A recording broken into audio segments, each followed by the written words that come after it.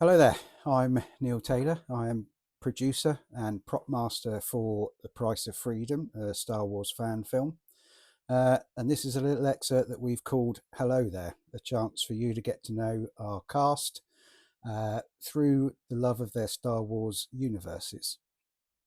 So, my first guest, he's played an Athilic warrior, a Norse god, and a Shakespearean king. Award wins under his belt, as well as a 9.6 rated short film on IMDb. So our first guest is Tristan Pretty. Hello, Tristan. That was an intro, and now I need to know what the 9.6 film was. I've been quite lucky in my castings, but yeah, wow. Do you have that in front of you? Do you know which one that was? I don't, but we'll have to cut it in afterwards so that it does look like I know which one it was.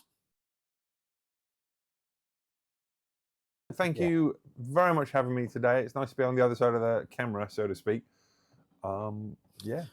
Well, this is it. I'm sure a lot of our viewers have seen you doing a lot of our interviews already with our crew of The Price of Freedom. But now, as our Kickstarter goes live, we thought it was important for the audience to get to know our cast as well. Nice. Completely agree. So, I love it. I'm excited. You didn't start off as an actor, did you? No. I was quite lucky in that I fell into computer programming in the .com boom in 2000s. I went traveling for 5 years. So I've lived abroad. I lived in 4 different continents. For about 5 years, I spent away in different places doing odd jobs and whatnot, a bit of teaching and lots of stuff. And I'd always had an interest in computers. So when I came back to England, I became a computer programmer, a real junior, because it was .com boom, and anyone that had any vague skills was snapped up right away. And then I learned a lot, and just that was my geek passion for many years. And then about 15 years ago, a friend of mine who makes films, he needed an actor in one of his films who was very tall and a barman. And I've been a barman all over the world. I've been a cocktail barman and a pub barman and silver service. He basically said, "It's you. It's one line. Just do it. I don't need to audition anyone. It's you. Just say the line." And I panicked, and I'm like, "Well, I'm not an actor. I don't know what I'm doing." So I took an acting course that was 12 weeks, every Tuesday night in a little village hall in Holborn in central London. And at the end of the 12 weeks, you went to Pinewood to record a couple of showreel scenes, like in Pinewood, and exciting. Yeah. And at the start of that course, we did our introductions, and I said to the guy, the teacher, why I was there, and I'm not an actor, stuff like. But at the end of the course, I appreciate honest feedback. Let me know. And at the end of the course, he said, "Don't give up your day job, but you weren't awful. But did you enjoy it?" And I was like, I really did. I really enjoyed computer programs, a lot of sitting down. It wasn't quite as social as it is now. It's become a bit more personality driven, whereas back then it was just geeks all the way, and so not a lot of social skills. And I was lucky enough to be a social person, and so acting just brought out this love of wow, I get to stand up, I get to interact with people, I get to play. So didn't think much of it. Did another course just for fun, just literally if I need a hobby, that'll do. And I hate football, so what else was I going to do? And then did another course, and then got a role in a little film, and then another film. So flash forward over those 15 years, I've been in more films. I've been through a few agents. I've got onto Spotlight, which is the National Register of Actors, and that's when things start to take off. And about 5-6 years ago, I made the decision to make the switch to, rather than say I'm a programmer who acts, now I'm an actor who, as many muggle jobs, does computer programming on the side. So now I'm a professional actor, but no, you've never seen me in anything. Yet. That's how I got into it. Obviously, a few people have seen you. If you've got a 9.6 rated IMDb short film, that's got to be getting on pretty well. We just need, well, I'm lucky in that I've done a lot of casting workshops in London, and a lot of the big casting directors know who I am. Perhaps not talk about me at every dinner conversation, but I've met them, and they're like, "Nice to see you again," and stuff. So people that audition for Star Warses and your Witchers and your Stranger Things, and I know these people. And they know about me, but it's like the right role hasn't come along, or I've not been good enough, and that's fine too.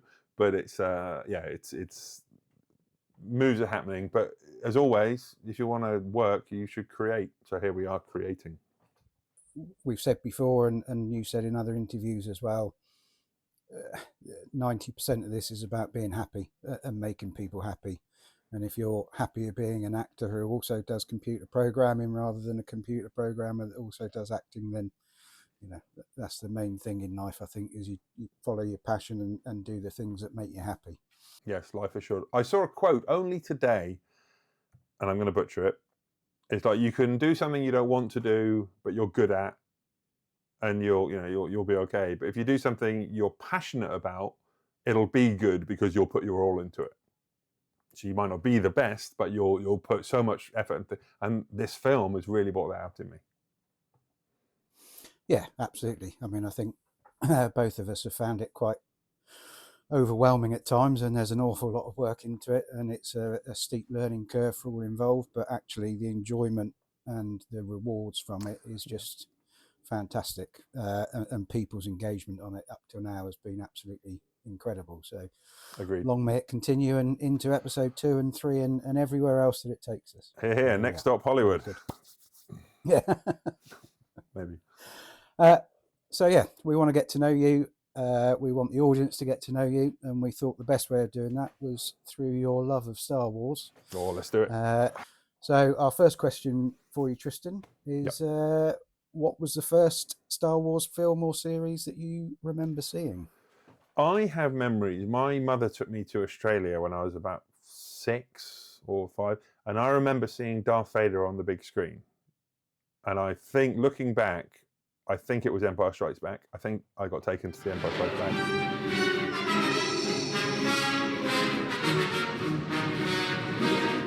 Based on the timing, but I don't remember it at all. But I remember seeing Darth Vader on the big screen. But then, of course, probably the most vivid memory is the VHSs. But years later, because VHS used to take ages to come out. Like nowadays, everything's out within 3 months. You can buy it. Back then, it was years. And I remember Empire Strikes Back being released onto VHS was a big deal, like, because it was years after the event. So I remember, running down to the video shop to get that with my dad at the time and stuff. So that would have been what, 89, 88, something like. Whenever we should Google when Empire Strikes Back came out on VHS, but it was then. Yeah, I think it was probably earlier than that. It was early 80s, I think. That probably came out on VHS, but probably. Oh, we're old. And I'm envious of you that you went to the cinema to see Empire Strikes Back, because I never got to see any of the original ones at the cinema. It was always, for us, it was Christmas. You didn't have, there was 4 TV channels, wasn't there? And that was it. Well, 3 in those days as well. But so there was no movie channels or anything like that. So it was a case that Star Wars was on every year at Christmas time. So it was sitting down. That and Bond, I remember. Star Wars and James Bond every Christmas. That was good times. What part in the Star Wars saga made you the most emotional? Anything that tweaked at your heartstrings or? Emotional. It's funny, as a younger man, I'd read loads of Star Wars books. I probably read more Star Wars books than any other book series ever. Like, I've read dozens of Star Wars books, but all legends. And the book that started it all, Heir to the Empire by Timothy Zahn, there's a scene in there very early on, very at the beginning, where Obi-Wan comes to him as a Force ghost and says, like, it's getting harder to talk to you. It's been years. I have to go now.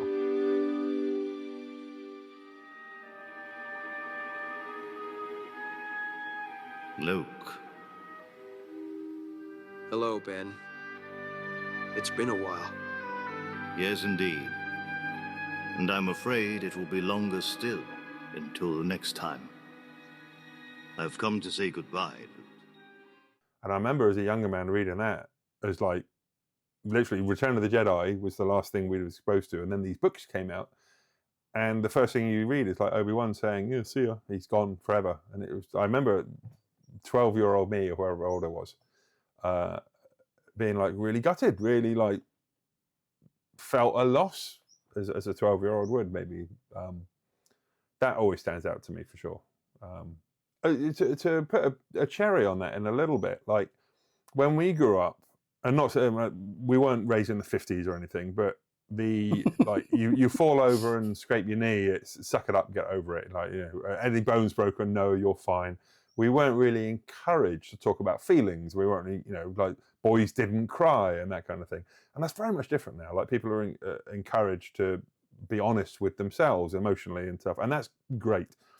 But I remember at the time seeing Luke Skywalker. I want to say he cried in it or shed a tear or something in the book. I might be wrong, but I remember just acknowledging feeling sad at that loss and that being okay because Luke Skywalker was sad. And it's like, wow, someone that strong and cool, and it sort of gave validity to me as a human allowed to express sadness rather than strength and being a strong young man and getting over it. So I remember that stuck with me as well. We said that some people don't like the sequels and the prequels and things like that. There's a lot of strong feelings in the Star Wars community, but is there any part of the Star Wars films or series that you love, even though you know people don't like it so much? I think there's a large number of people hated Andor. I mean, I think the consensus for what I read online is because there were no Jedi. There was, you know, it was talking about politics over action. But of course, the prequels we're talking about a trade war. It's like, what 8-year-old cares about a trade war? But so I was surprised that a lot of people hated Andor, not just like whatever. I did quite enjoy Skeleton Crew. That wasn't as well received, perhaps it should, but that was a Goonies-ish adventure. I think when you look at some Star Wars, I do look at it, the new stuff, as a sci-fi adventure. Do I enjoy the story as a thing? Sometimes it's not the best Star Wars story, but it's still a good story. So it's like, I'll try and see the good in there. So, and there's been some of the stuff that's come out recently has been good sci-fi and entertaining in itself, but sort of forgot some of the lore of Star Wars or didn't honor characters in the way they should have been honored and whatnot. But yeah, I'll say Andor. And not just because you starred in it.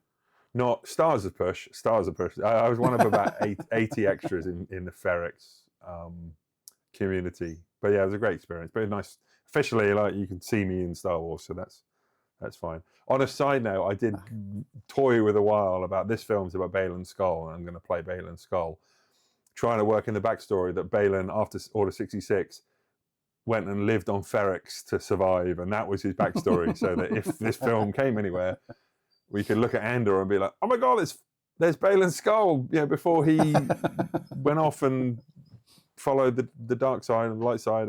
But that was too narcissistic to even consider seriously. But yeah, that was on my mind for a while. We can talk to our scriptwriter about it, see if they can shoehorn it in there somehow. Yeah. What is the Star Wars film or series that means the most to you? Not necessarily because it's your favourite film, but because of the experience you had around watching it. In a weird way, I think the series, I might have to have two and not know where the crossover is, but the series that really sort of delved appropriately, like the films are great and they're fluff and they're action and they're sort of comic book Flash Gordon movies and they're fantastic, but the Clone Wars and Rebels, they started out as kids shows. I was a bit older when I started them, but I could see, like, they started out fun and pew pew, but imagine an 8-year-old watching series 1 of the Clone Wars, and by the time it finished and they had, you know, the last series was years afterwards, as a teenager, to grow up with Anakin, to grow up with Ahsoka, and in Rebels with Ezra, and to see that journey and flesh out the characters in animation as well. It was just so well done, and I really appreciate what they did.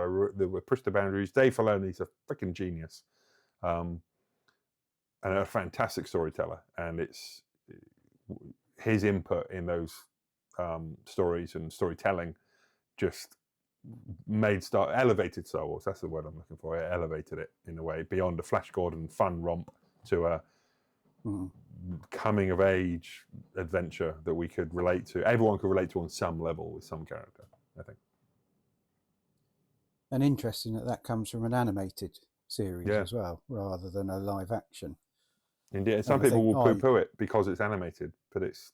And I did for years. I never ever watched the Clone Wars or any of the animated Star Wars stuff until Ahsoka was about to come out. Oh.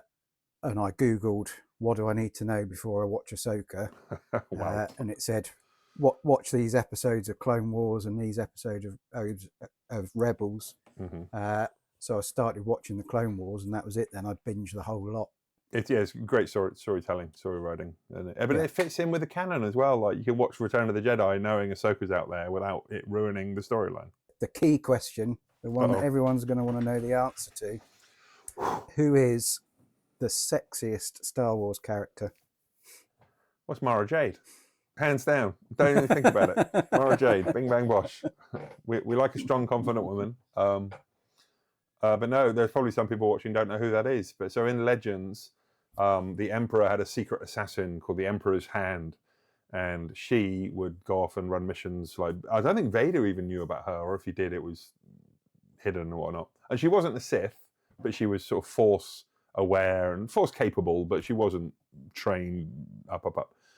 But she had a lightsaber, purple lightsaber, and in the books she is really annoyed and wants to kill Luke Skywalker for killing her master. And then they meet and things happen. Spoiler alert, like skip forward 10 seconds if you don't want to hear this, but they fall in love and they have kids. So what a great character arc. But she's only in the books, but the artwork that people have drawn with her, I appreciate very much. So more in your imagination than a little bit, yeah. Than I physicality. Think, but you know what? Okay. In the Acolyte, there was one Jedi played by, I think Daphne Keane is her name, and she played the Wolverine in. She played the young girl Wolverine, Logan's clone's daughter, whatever we're calling her. Yeah. And she's 26 or whatever she was. Yeah, and I think she's scores on many points. She's a fantastic actress, but she's good looking as well. So I'd probably be torn between Mara Jade and that Jedi's character. I don't know the character's name. I just know the actor's name. Which Star Wars character do you relate to the most? Now, you did give me these questions in advance, and I have had time to think about it, and it's really easy to be narcissistic in this. It's really easy to say, "Oh, Obi-Wan because he's wise and everything." But I think I've led a interesting life, and I've been very poor, and I've sort of been quite well off at times. I've led a very up and down life, haven't we all? So I think my answer would be something like Han Solo, in that, like, at the core of it, he's a good guy, but he's been a bit of a, can I swear? I mean, he's been a bit of an arsehole at times. Like he's shot first. He's done morally questionable things. Not even questionable, morally grey and morally wrong things. But he's a good guy ultimately, and he does try and make amends. And he, he's got honor. He's got his own code, and it might not be the code that is best, but he gets there in the end. And I really relate to that. I think that's. He's fallible, but acknowledges it and works with it. So I'd probably say Han Solo. Great answer. Cool. Although with a beard right now, I should say Obi-Wan, but it's like this is gone soon. Yeah, but you look a bit like a scruffy-looking nerf herder. So all good. Yes, I feel it. Which Star Wars film or series is objectively the greatest? So not necessarily your favourite, but from a cinematic point of view. I got to say the originals. And there might be bias. I'm sure someone raised on the prequels would say the prequels. Someone raised with the recent ones would say them. But they revolutionized cinema. Like they literally changed the industry. I mean, other films have done it in different ways since then. Avatar did push VFX or CGI to the nth degree. Toy Story and so on. Wes Anderson has reinvented cinema. Loads of people, loads of directors have changed cinema. But I think George Lucas, like, set the industry on fire and reinvented it. Like, he changed that. So, I mean, there was a film from the 70s, Superman, the original Superman from 78, I believe. and the tagline was "You believe a man can fly," and that was on from Industrial Light and Magic. Like that was on the backbone of George Lucas revolutionizing special effects to push people to think in new ways and whatnot. So we wouldn't have Superman without Star Wars, and so I've got to say the originals, and they're still pretty to the day. You didn't need special edition, sorry, George, but it's no dewbacks. No dewbacks. I like the Cloud City, to be honest. That's my only thing. Cloud City is nice. Which one though is the best out of the original trilogy? Oh, that's tough. I'm torn between A New Hope and Empire. I guess I'd have to say New Hope because it's a classic story. It's well done. It's pretty in the right ways. It's exciting in the right ways. It's just a beautiful film. It's so well made. The pacing's spot on. It's just a good film. And I've watched, you have too probably. I've watched A New Hope, Empire, literally hundreds of times. Maybe Return of the Jedi, up to 100.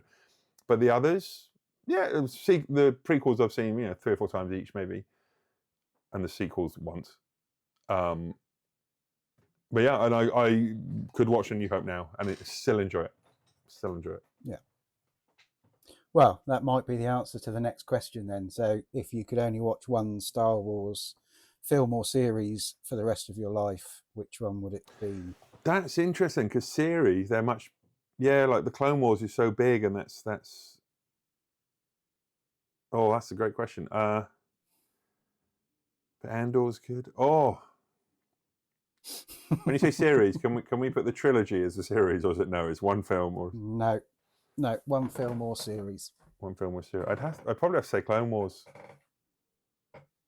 just because it's so complex. And we talked about Clone Wars there. Actually, there was an original Clone Wars that was sort of not anime. I forget the name of the animation style, but it was a different vibe, and that's now not canon. That's been shelved and whatnot. But some story arcs were translated to the new one.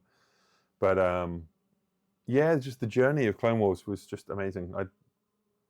I can feel myself resisting that answer, but I think I'd have to, if you literally gun to head, Clone Wars. Yeah. The opposite to that, then, who is your least favourite Star Wars character? And this is no reflection on the actor who played them or anything else. It's literally the character. The Star Wars that's got a bit of hate in the past, some people can't disassociate between the actor and the character. I mean, like, I thought Daisy Ridley and John Boyega are just amazing actors. They're really good. They nail their scenes, and even Hayden Christensen, he's done stuff outside of Star Wars, which is amazing. Like, he's got range and talent, but just let down by some clunky writing or some editing, which makes things, So I have no disrespect for actors, so that's fine. My least favorite character. But again, I'm going to come back. The Bikers and Boba Fett is a good example of, like, they got employed to work on a Star Wars. Like, good for them, and they did it. And the director said, do this in this way, and they did it. So they did their job. So I can't fault them. But that was so bad. Like, the high-speed chase was all like 8 miles an hour, and it was so evidently so. And as a group of characters, that's a good answer. They weren't in there, but. Yeah, I'm gonna fumble a bit on that answer because I see the good in everyone in my life in general. I try and see the good in everyone. So even the bad guys are good. Even the annoying ones are good. The idea of this was to get to know you and for people to understand who you are. So it's a testament to your character. I think you see the good in everyone. I try to. Like, there you go. It's similar. I think a flashback to what I said previously, and that, like, I've had made questionable moral decisions in my life, and I'm sure there's people in the world that hate me. I hope that's in the minority, but it's like, it's because of choices made or interpretation. And when you see someone having a bad day, you could think, oh, what an idiot, or you could think, I wonder what's bothering them. I wonder what will push them to that point. And I try and do that. Our final question. Oh, wow. What scene in a Star Wars film or series made you laugh the most? Laugh. Can it be like excitement, like laughs of, like, edge of your seat, like excitement? anything. Yeah. I don't know if it's the thing that got me emotionally and had me like woo-hooing. I literally moved to the edge of the couch and just filled me with passion and happiness and like longing. Luke Skywalker in Mandalorian at the end of season 3 or 2, I forget now. But when he turned up, Yeah. and it's like, it's an X-wing. Oh my God, and it's just that build-up, you feel it, and then he comes out and they teased it so beautifully. My only regret about that is I checked the news, my Google news feed in the morning, as I do every morning. And the day it came out, literally it'd been out on Disney Plus for like 2 hours. And one of the headlines was like, how they got Mark Hamill to be in, it was like, what? Like, no. So I kind of, it wasn't as much as a surprise as it should have been. But I didn't know how, what, when, or what, or how they do it. And that, yeah, I was laughing my ass off, and I was like cheering at the television, and I never do that. Like it was just a spiritual moment, a little bit. Like not to oversell it, but it really was. Like, Yeah, no, that was definitely a top 5 Star Wars moments. I think that scene, it was fantastic, and I think the only mirror to that really was the scene in Ahsoka with the world between worlds where Anakin and Ahsoka are fighting, and he comes out of the vision, and there's the flashes of lightning, and there's the silhouette of him, and then going to Vader, and then him, and then Vader, and that was just that perfection. gave me chills. I think. Well, excellent, Tristan. Thank you very much for your time. It's been I really enjoyed that. Really good to get to know you, and hopefully the audience felt so too. And we will be back soon with some further cast members answering their hello there questions. I love it. Thank you for having me. I do enjoy sharing stories in all forms, and not always about me, but no, it's been fun.